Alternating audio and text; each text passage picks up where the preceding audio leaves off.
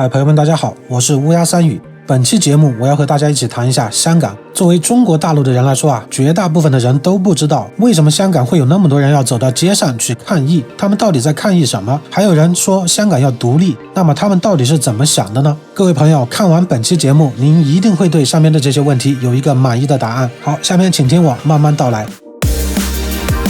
汉代开始起的历朝历代，这些旦人不得与陆民通婚，不得参与科举，更不允许他们当官。经济上边一直保持着30倍、40倍这样的差距呢，就造就了中国大陆的这边还在放敬爱的毛主席这样的时候，香港这边呢就已经在周星驰、刘德华了嘛。可是呢，咱们现在这位一尊致力于就是要把香港变成一个普通的中国小渔村、小县城。好的。共产党最深度的恐惧是来自于国内，他害怕中国大陆的民众都去学香港的人民，要求国家主席真普选，那么他们就真的得下台了。嗨，朋友们，大家好，我是乌鸦三语。这两天呢，有一个有意思的事情，在香港国安法实施以后，美国驻香港的领事馆就在陆续的处理他们手上所持有的部分的土地以及在上边的房产。有句俗话说得好盛世房产，乱世黄金。自从香港国安法开始酝酿的时候，外资呢就开始陆续撤离香港。那美国政府持有的这些资产也一样，他们呢花的是纳税人的钱，他们呢也不希望这些资产会砸在自己的手上，因为这样的话呢，他们就没有办法向人民去交代了，对吧？于是呢就吹灯拔蜡要跑路了。由于共产党政府的阻挠呢，让你这个事情办不成。当然了，这个就是故意来羞辱你一下而已，它没有任何实质性的作用。就像在休斯顿的使领馆撤离的时候呢，他们用一个大铁锁把那个门从里边锁住一样，让你后续的这些接收的工作人员呢进不去，让你得费尽周折从外边要找消防员来把它破拆开，反正就是尽一切的办法让你不爽嘛。共产党嘛，不就这德性嘛，让你哭笑不得，对吧？有时候。当然了，像政府间的这些小闹剧呢，也就是逗大家一乐，大家看一下就好了。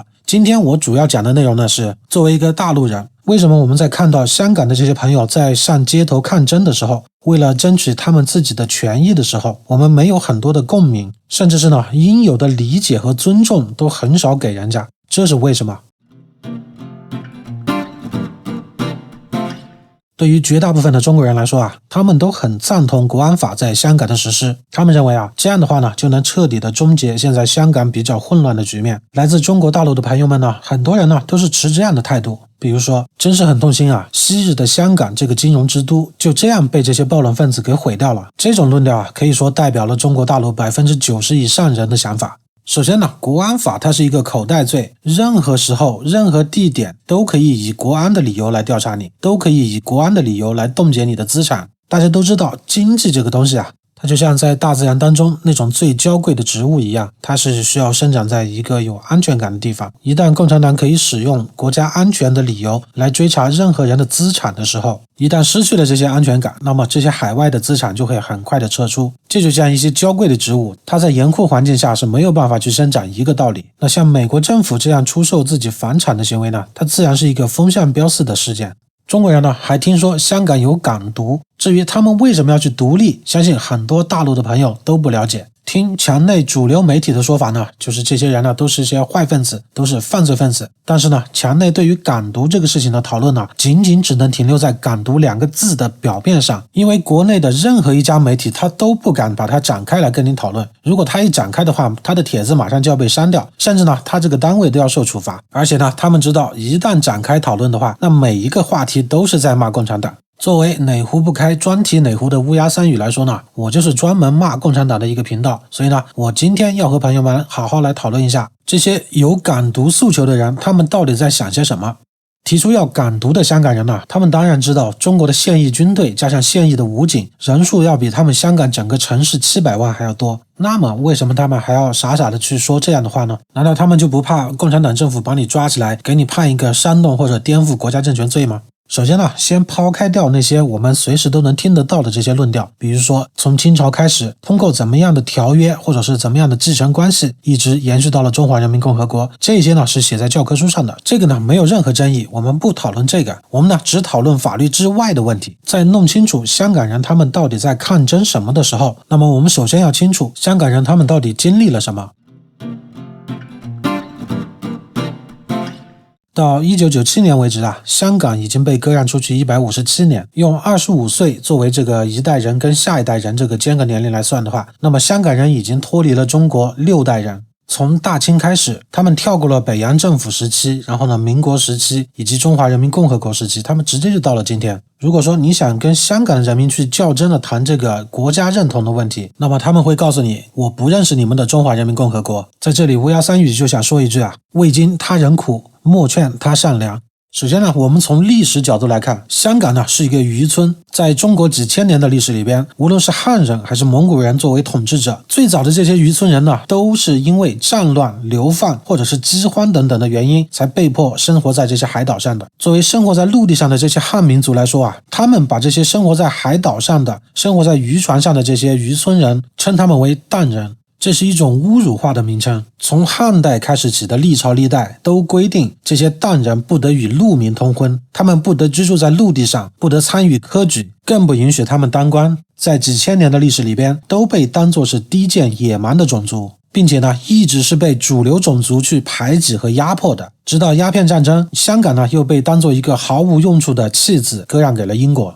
1941年二战的时候，日本呢进攻了香港，在那个时候呢，中华民国也没有出兵去帮香港，那就更别说是共产党了，对吧？香港人呢，他们自己组成了义勇防卫军，加上本地少量的英军和这个印度兵，他们呢一起用一些简单的轻武器来抵抗数倍于他们的有飞机、大炮、军舰一起掩护作战的日军。当你为你生活的这块土地流过泪、流过血的时候，当你为你身后这片土地上住着的人抛头颅洒热血的时候，那么你才是这块土地真正的主人。后来呢，香港沦陷，一直到1945年日本投降，英国再度重新接手香港。对于国家认同感这个事情啊，我们这些出生在大陆的人，经过了大陆的教育才拥有的这些所谓的国家荣誉感，还有国家认同感，这些书本里边灌输给我们的国家疆域有多辽阔，风景有多优美，民族有多众多的这些概念，它是对是错，本期节目不做探讨，咱们以后有机会慢慢再探讨。但这些东西对于土生土长的香港人来说，它是不存在的。那大家说，在这种情况下，中国共产党如果再用那一套祖国母亲一把鼻涕一把眼泪的那种东西，像国内这样洗脑式的去搞宣传的话，那你说香港人除了给你一个白眼之外，他还能给你什么？那更别说那些小粉红寻死觅活的啊，香港我们要跟你一家亲，我们是一家人。如果香港人听到这些话呢，他们的额头只会出现3根黑线。大家看，近代100年，中华人民共和国和香港它是没有交集的。在香港最危难的时候，不管是你中华民国也好，共产党也好，都没有对香港出手相救过，是香港人他们自己在抛头颅洒热血，去保卫自己的土地、自己的城市。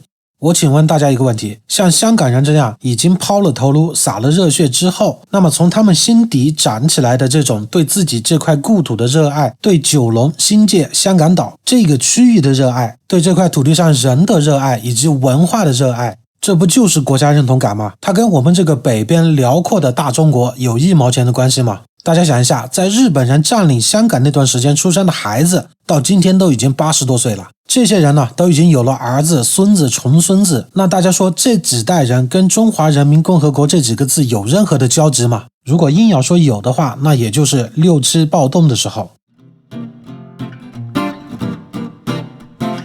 1967年，文化大革命的运动达到了顶峰。中共政府在香港设有一个新华社的香港分社，他们利用一场劳资纠纷，通过文字宣传以及像发放斗争费这样的利益的诱惑，煽动大量的工人上街闹事，并且制造了数千枚的土制炸弹，用它们来袭击警政部门以及香港的公共交通，让城市陷入混乱之中，炸死炸伤许多无辜的群众，里边还有儿童。整个动乱长达半年之久，他们用汽油活活的烧死了在电视台里边谴责他们这样暴行的主持人，并且呢，中共方面的数百名民兵从与香港连接的边界，配合着港岛内的运动发动袭击，打死打伤了数名边界的警察。直到12月份，周恩来亲自发话，命令他们停止这场炸弹风波，这场动乱才正式停止。在暴动期间51个人被打死，832个人受伤。这些记忆都是香港老人抹不去的噩梦。但是呢，这段历史被今天的林郑月娥政府的教育局排除在了教材之外。按照他们的说法呢，这段历史是鸡毛蒜皮，不值得一提。这个就是作为土生土长的香港人对于中华人民共和国、对于中国共产党为数不多的记忆之一。今天的香港人里边还有很大一部分是大陆的人移民过去的。从49年中国共产党接管大陆开始，中国大陆的民众呢，为了躲避饥荒，为了躲避政治运动，为了活下来，他们很多人都偷渡到了香港。这些数百万的大逃港的大陆人，其中呢有很多就留在了香港，他们呢生儿育女，他们也在今天香港700万人当中占了很大的一个比例。像这些人啊，他们吃过共产党的苦，受过共产党的罪。像这些土生土长的香港人和后边移民过去的这些大逃港的人呢，他们共同组成了今天这个香港的社会。53年以前呢，共产党是指挥6·7暴动，去发动工人，去发动群众上街去搞运动。到了53年以后呢，共产党做了香港的统治者，他们呢又一直在打压人民的诉求，并且呢还把这些事情污名化以后向大陆的朋友们宣传。很讽刺吧？在中国大陆啊，也就是共产党的占领区，就像袁腾飞袁 Sir 说的，共产党编的这些历史书啊，全都是讳史，也就是上班的时候看一下就好了，根本不能往家里边带，因为这里边邪气太重。他把这亿万的中国人啊，全部扭曲成一些活着的在世的夜叉，又残暴又凶狠，戾气那么重，而且呢又还蠢。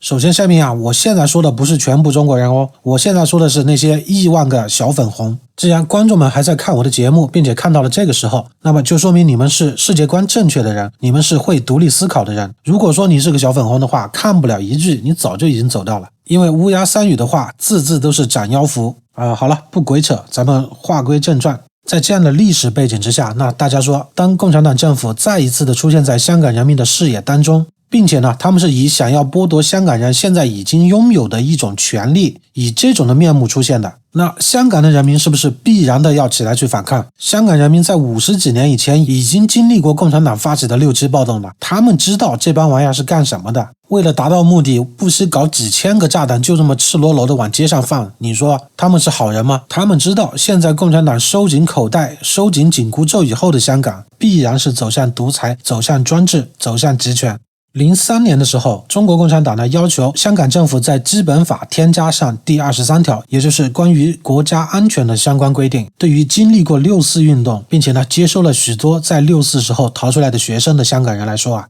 他们见识过了中国共产党对于用国家安全来进行镇压，来对争取自己人民权益的这些人进行的一些迫害和打压。在我们今天这个社会呢，这一条法律还能变成一个万能的对个人资产或者是公司资产进行扣押、进行冻结的一个理由。而且呢，国家安全这种东西啊，也就是一个口袋罪，任何时候、任何地点，它不需要理由，也不需要证据，他们呢就能冻结你的钱，就能抓你的人。以前呢，香港的人民他还只是一个看客，他只是个观众，因为这个法律呢只是在中国大陆有，但现在不一样了，这条法律就是要把这把刀子架在他们的脖子上啊！香港人当然不会去接受它，于是呢，从这一年开始，每年的7·1大游行就开始了。在这一次的抗争当中呢，香港人民暂时的胜利了，在基本法里边添加上第23条与国家安全相关条目的这个事情暂时被搁置。到了2014年的6月份，这时候呢，香港人民正在为可以普选他们的特首而进行着一些抗争，他们呢正在发动战中运动。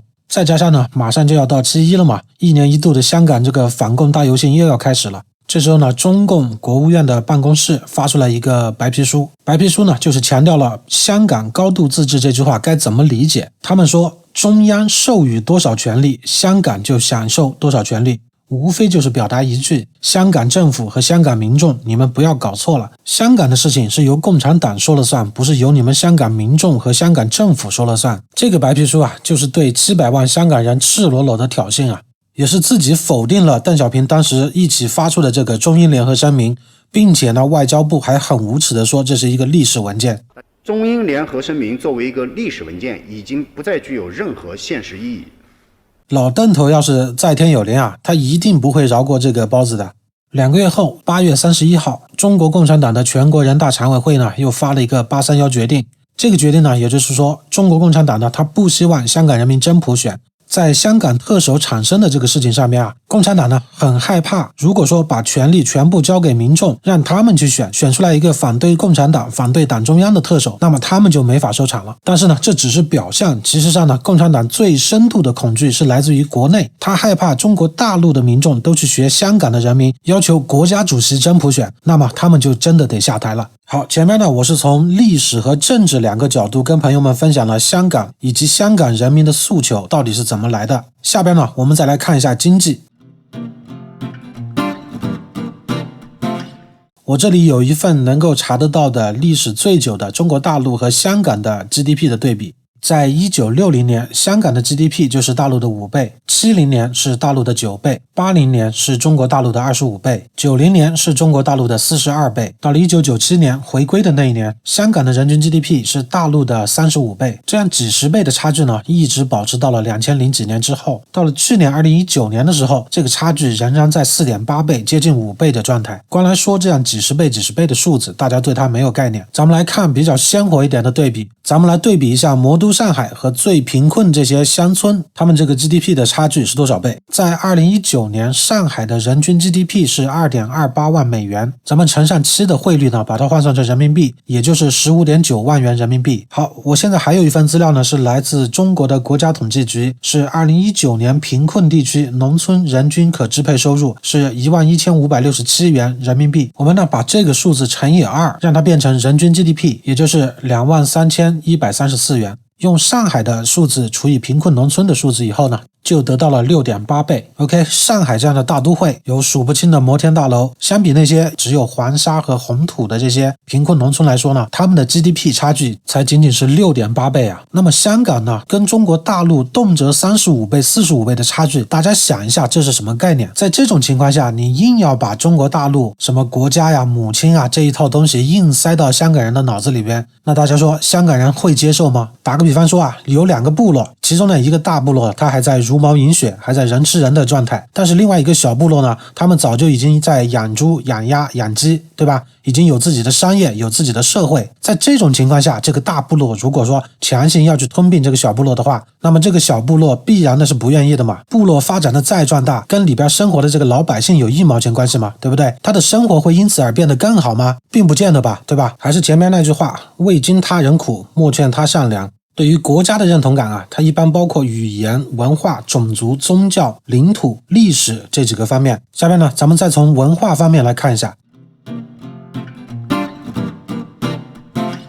香港和大陆在文化上边的相似程度那当然是比较高的，毕竟有那么多大陆的人民，他们呢在近代才移民到了香港，自然的就把中国大陆的文化带到了香港岛上。但是呢，又不得不说一个文化的重要组成部分，语言，粤语。如果把香港人的语言用中文全部写出来的话，那大家都知道我们经常在论坛上能看到的那些白话，对吧？作为一个内陆的汉民族，作为一个大陆人来说，能看懂个20%-30%那就顶天了。并且呢，同样的情况它还出现在福建，出现在浙江。大家想一下温州话，如果说听日语的时候还能听出来几个汉字的发音的话，那么听温州话那就是一脸懵逼了。然后闽南语就更有意思，闽南语里边好多发音跟日语是一样的，日语同样也保留着部分古汉语的读音嘛，也同样的保留着部分的汉字，对吧？那日本从古至今它就是一个独立的国家嘛，并不因为说我们某些地方相似，那么咱们就一定要变成一个国家，对不对？这样的情况它其实并不罕见，在我们周边的国家，就是在我们汉文化圈里边的周边国家，其实都存在着这样的问题。比如说越南、缅甸、朝鲜，对吧？他们呢都可以是独立的国家。那么当香港的人也有这样想法的时候，它并不奇怪嘛，因为它跟我们的文化联系并没有那么紧密，所以他们才会出现这样的想法呀。本期节目的主题呢，是让很多没有看清楚香港人民正在抗争什么，他们那里正在发生什么的大陆朋友搞清楚这个问题。大一统的问题啊，咱们今天不继续展开，就点到为止。再来说现代的文化，现代的文化跟经济发展那是离不开的，对吧？在讲经济的那块我已经说到了，香港和中国大陆自从80年代以来，经济上边一直保持着30倍、40倍这样级别的差距。这样的差距呢，就造就了中国大陆的这边各机关单位、各个学校还在放敬爱的毛主席这样的时候，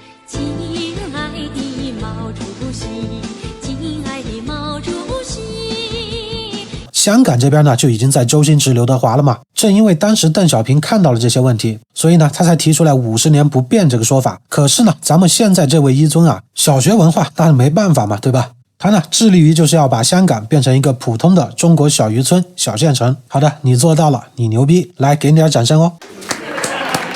好了，朋友们，这期节目就到这里，咱们下期再见 ，peace。